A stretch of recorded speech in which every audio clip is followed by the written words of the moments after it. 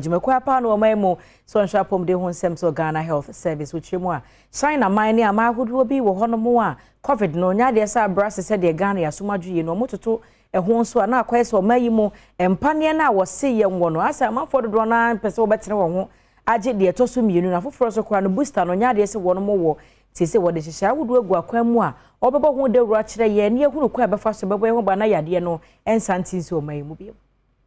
Ghana Health Service enkrata wode ebetu dwa no wo kire se ewo mu se be se bosome miensa ne etwemu no COVID-19 yade no eswate ewo omanyi mu pa nanso wo hwese de ewiem nsakrayete ye wiase afa na nyina ne ma bi esesa na wo hwe oman bi etese China sese yade no age wo mu nsem a ewo se oman Ghana so eboaboa ne ho esanse China man yo oman ya edwadifo pi ekoho ekofa enema eba oman yi mu esentisi wo kofa ne ma idie COVID-19 yade no nso ebetimi aba oman yi mu ebiem ne senti ehu benyia se enhyehyeye aban edigu akwan mu a na obi adebo ne ho ban free yade no ebesan ediso enkrata ni munso wo kire se Ghana Health Service eni asoye hwe apomudensuo oni mpanimfo asinkonwa wodwendwen ekwan ya obefa so abo omanfo eho ban enkanka eni omanfo a wokofa eniema efri China man mu ebe oman Ghana mu ofasa akonya isunso edi ato Ghana fo nyina anim se obi bi a wonwo COVID-19 bambopa ne ni bi no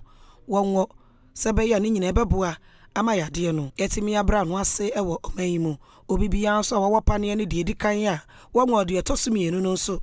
ebetimi akwakowo esanse asoye no asasha ase ebiemu a bambopa ne no ogusu a wowo sankrata yi Director General Ghana Health Service Dr. Patrick Kumabuaje era nensa ehyasie